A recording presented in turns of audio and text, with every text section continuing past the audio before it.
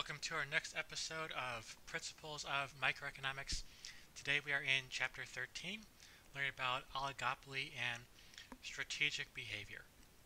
So here's our outline for this chapter. So first we'll learn what oligopolies are. We talked about this a little bit in the previous chapter. Here we'll go into more depth.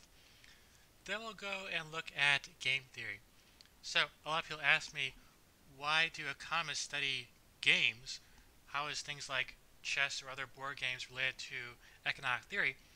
Well, the answer is that game theory is a very general framework that applies to both board games and also to situations in economics. So we'll see this more later, but in general, game theory applies whenever you have players, or in this case, participants in a situation, and they have actions, which we call strategies, and their outcomes, which we call payoffs. So that applies to not just board games, but also to competition between firms. So we'll see that actually game theory is quite applicable to economics. Then we'll look at the role for government regulation of oligopolies, and lastly, we'll learn about what's called network externalities. So, let me remind you of the slide we had back in the previous chapter. We had four kinds of market structures. The first one we learned about was perfect competition. That's where you had lots of sellers and also, not shown on our table, you also have lots of buyers. What they're selling is undifferentiated, so if you buy wheat from one farmer, it's going to be the same as wheat from another farmer. New firms can enter and exit, and old firms can exit without paying any additional costs. Also, the firms in perfect competition are too small to be able to influence the price. The other extreme we learned about was monopolies, where there's only a single seller with a single product. To preserve their monopoly status, there have to be barriers to entry. It has to be difficult for new firms to challenge them in this market. Also, monopolies have market power, the ability to influence price. So the cases that are in between, we saw already monopolistic competition. There's still a lot of sellers, but not products that are a little bit differentiated. Things like restaurants, for example.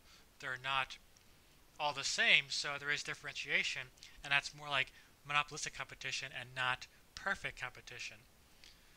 Because the products are a little bit different, maybe you'll pay a little bit extra to go to your favorite restaurant. So these firms do have some ability to influence price, some market power.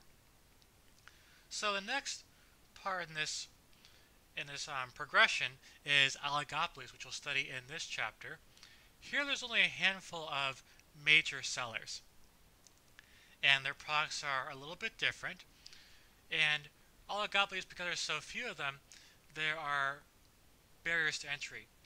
If there's anyone who can set up business in this market and compete, then there'll be more than a few sellers. So because there are barriers to entry, that's why there's a small number of firms. Because there is less competition, these firms have relatively more market power than monopolistically competitive firms would. So this is closer to monopoly than it is to perfect competition. So several examples of oligopolies. The market for cars is an oligopoly. There's only a handful of major automakers. Why is that? Well, there are significant barriers to entry. If you want to make your own car company, you gotta start by building a factory, and that is not cheap. So that barrier to entry is going to reduce competition. There are also, look at other conditions, there are differentiated products. So a Toyota Camry is not the same as a Ford Taurus. So people might have preferences over which brand they prefer. And as a result, there is more market power. There are abilities to influence price by the car makers. Oil is also an oligopoly. So there's a handful of oil producing countries, and there are high barriers to entry. You have to own large oil fields to compete, and most people do not own large oil fields. And even if you did have the oil field under control, getting the technology to extract the oil is also very much not cheap. So it's hard for new firms to enter this market and add competition to the oil industry. So recently in the news a couple weeks ago, there was a big headline about a drop in oil prices, and we'll talk more about that shortly in this chapter. Another example of an oligopoly is the telecom industry. There's only a handful of providers out there like AT&T or Verizon, Sprint. Trying to build a network for telecommunications is very, very expensive. That high barrier to entry is going to reduce the amount of competition and reduce the amount of firms that can be active in that industry. Airlines are also an oligopoly. There's only a handful of them. Building your own airline is going to be very, very expensive, high barriers to entry, so that also is going to limit competition. So one feature you also look for that separates oligopolies from monopolistic competition is what's called strategic interaction. Your book calls it mutual interdependence, but the more common term is strategic interaction. What that means is that if a single firm in an industry changes its behavior, it's going to affect the profitability of other firms. There's only a small number of firms in the market that can happen, so that's why it applies to oligopolies. It doesn't really apply so much to monopolistic competition. So if one restaurant, maybe if the Texas Roadhouse changed their pricing, it's probably not going to have a huge impact on Applebee's or IHOP. There's so many restaurants out there that one restaurant's choices are not going to have this big impact. So because one firm's behavior is going to affect the profitability of other firms, it'll be tempting for firms to collude on price and communicate with each other and make agreements on what price they each will charge and what quantity they will produce. A group of firms that does this is called a cartel. The famous example out there is OPEC. That's the cartel of oil producing countries. They have their meetings, they get together and decide how much oil can each country produce, and that's going to affect what price can be charged. Now in the US, cartels are illegal, but OPEC is an international organization, so they can make up their own rules. So because of this strategic interaction where other firms' behavior is going to affect your profitability and also affect your decisions, that's where game theory comes in, because game theory models that strategic interaction. But we'll see more about that in the next section. So here's an example. So the profit maximizing rule is the same as always. Marginal revenue equals marginal cost. And this example is going to illustrate this idea of mutual interdependence or strategic interaction. Let's say your factory is making widgets and you have one other competitor in your industry. So here's demand. If your opponent's going to charge a high price, so you have lots of people are going to buy from you if the competition is going to be very expensive. But if your opponent picks a low price, it'll be different. If your opponent's widgets are cheaper, then a lot of people are going to try to buy from them, so there's going to be less demand for your company's widgets. So here's demand for each possibility if you're facing a high price in your rival or a low price, and here are your costs. What I want you guys to do is fill in the rest of the table and then calculate the profit maximizing price and profit maximizing quantity for each possibility. So go ahead and pause the video here while you work that out. When you're done, press play and we'll look at the answers together.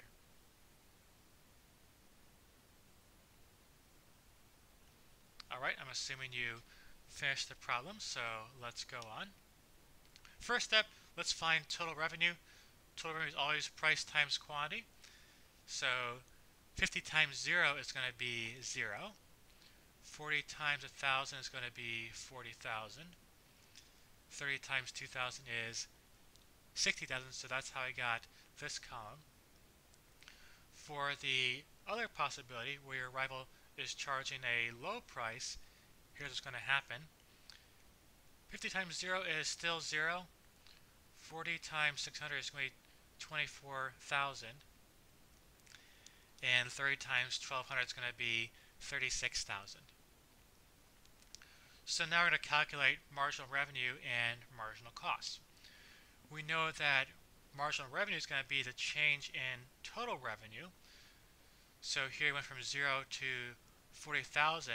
That's an increase of 40,000. Here we went from 40,000 to 60,000. That's an increase of 20,000. So here we have 20,000 down here. Similarly, here we went from 0 to 24,000, an increase of 24,000. So put 24,000 over here. 24,000 plus 12,000 is 36,000, so that's why we have a 12,000 in this cell. Lastly, we do the same for marginal cost. Here, cost rose from 1,000 to 10,000. The firm has some fixed costs even when it produces 0. So cost rose by 9,000. That's why I have MC being 9,000 over here. In this case down here, total costs are rising by 20,000, so MC is going to be 20,000. Alright, very last part. Here total costs rise from 1,000 to 5,000. They're increasing by 4,000.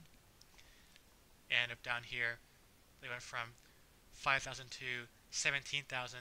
That's an increase of 12,000. So now we have our table completed.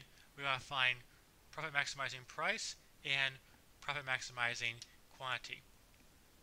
So we know our rule is marginal revenue equals marginal cost. For the other rule, price equals marginal cost only applies to perfect competition. We're not in perfect competition, so we don't use that. We instead turn to MR equals MC. So if your other firm is charging a high price, MR equals MC happens down here. You want to charge a price of $30 and produce 2,000 units. The other possibility is that your other firm could charge a low price. In that case, MR equals MC happens when price is 30 and quantity is 1,200. So we know that either way, we're going to set price equal to 30. However, we're going to be uncertain about quantity. So we don't know what our rival is going to do. We don't know if we're going to charge a high price or a low price. So we don't know if we should make 2,000 units or we should make 1,200 units. Also, in the US at least, collusion is illegal. You can't just ask them what price they're going to charge and make an agreement about quantity. So you have to make a decision even though you don't know precisely what's going to happen. So we'll find out later on in game theory how you can navigate these kinds of situations. This example shows you that your choices of price and quantity will depend not on just your own revenue and cost, but also on the other firm's behavior. Alright, here's another example. So we're here in New York State, so one oligopoly is the New York Yankees and New York Mets.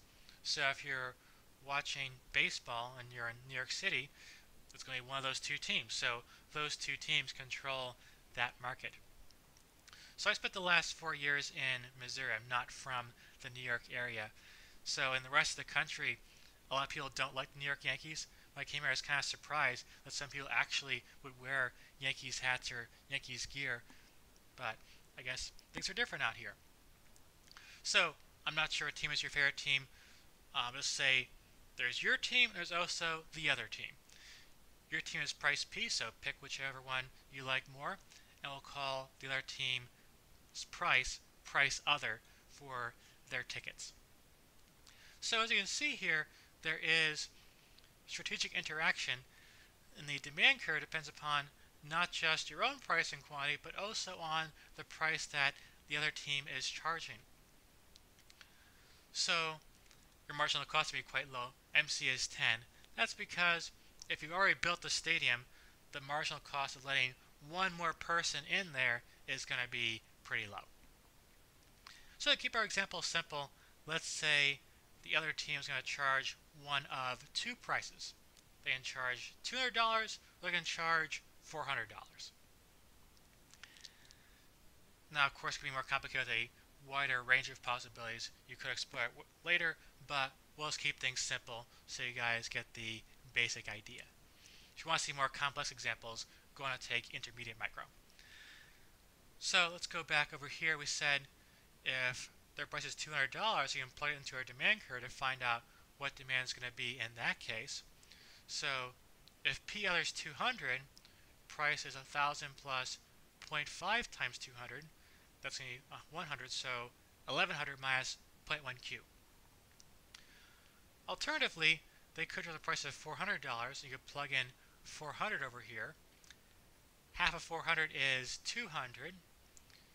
200 plus 1,000 is 1,200. Thus, you're left with price equals 1,200 minus 0.1 Q. So you have two possible demand curves for your firm based on what the other team is doing. So my question for you guys that you're going to work on is, what should your team do for price and quantity in each situation? I'm giving you guys a hint here.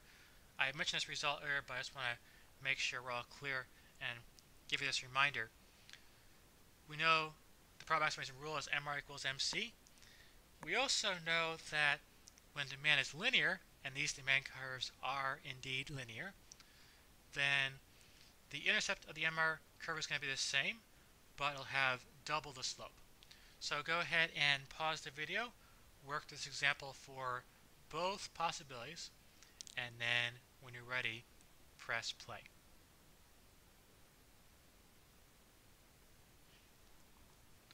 Alright, presumably you have worked through the problem by now, so let's go work through both possible cases. So they charged a low price of 200. Then we said demand is P equals 1,100 minus 0.1 Q. That means for our marginal revenue, the same intercept of 1,100, then you double the slope, where the slope is twice as steep, so that's going to become a minus 0.2 Q. That's case one. Case two is they charge a high price of $400. So the example here is not entirely arbitrary. If they charge a higher price, there's going to be more demand for your team's tickets. That's why we have a higher intercept here. So MR is going to have the same intercept of 1,200, but then you double the slope, so now it's going to be 1,200 minus 0.2 Q. Now we know marginal revenue. We use our profit maximizing rule. Marginal revenue equals marginal cost, and find what you should do for each possible scenario. So I said marginal costs were 10 because it's pretty cheap to add one more fan to the stadium if you've already built the stadium. So if the other team is charging a low price, then MR is this, 1,100 minus 0.2 Q. Set that equal to the marginal cost of 10, and now you can solve for Q. So I can subtract 10 from both sides. That's how I get the 1090. Then I can add the 0.2 Q, push that to the other side over here, and I'm left with 1090 equals 0.2 Q. If you divide both sides by 0.2, what you should get is Q is 5,450. So remember I said earlier, we often use Q star to be, or stars in general, being like the optimal. So in this case, the profit maximizing quantity is that. So to find the profit maximizing price, you take that quantity and you plug it back into demand. So we said demand was P equals 1,100 minus 0.1 Q. So plug in Q equals 5,450, and you get this. So 1,100 minus 0.1 times 5,450. That comes out to 1,100 minus 545. That is 555. So if you think the other team's going to charge the low price of $200, what you should do is charge 555, and you'll sell a quantity of 5,450. So that's case one. Remember, there's another possibility here. The other scenario is that the other team could charge a high price of $400. So you want to know, what should we do if we anticipate that happening? So we said, when there's a higher price, that's going to drive more demand to our firm. So now price will be 1200 minus 0.1Q. And we established that marginal revenue was 1200 minus 0.2Q earlier. So use a profit maximizing rule, MR equals MC. So that means that 1200 minus 0.2Q is equal to 10. You can then subtract the 10 from both sides. That gives us 1190 over here. Then I'll push that 0.2Q to the other side. That gives us this equation. 1190 equals 0.2Q. To solve for Q, we divide both sides by 0.2, and that means that Q is going to be 1190 for 0.2. That comes out to 5,950. So you can check your intuition here. Unsurprisingly, when the other team raises their price, that's going to cause more people to buy from you. So when there's a high price, quantity here is going to be higher than what it was earlier. So that matches our intuition. Consumers prefer things that are cheaper. Law of demand. Alright, so now I figured out what the profit maximizing quantity is. We can now plug that into demand to find the profit maximizing price. Demand was price equals 1200 minus 0.1Q. So now we know what Q is. We know Q is going to be 5950. That means we got to solve this over here. 0.1 times 5950 is going to be 595. 1200 minus 595 is going to be 605. So now we know the price we should charge if we think the other team's going to charge $400. So as you can see, you get different solutions depending upon what the other team is doing. So if they're going to charge a high price, we do this. If they're going to charge a low price, we want to do that. So the trouble we face here is that we might not be certain about what they're going to do, and we're not allowed to conclude, we're not allowed to ask them what their plans are. So we can't go any further right now, but these are tools from game theory in order to figure out how to deal with these situations. So that brings us to our next section. Do come back for our next episode, and we'll revisit that last example once we develop some tools from game theory.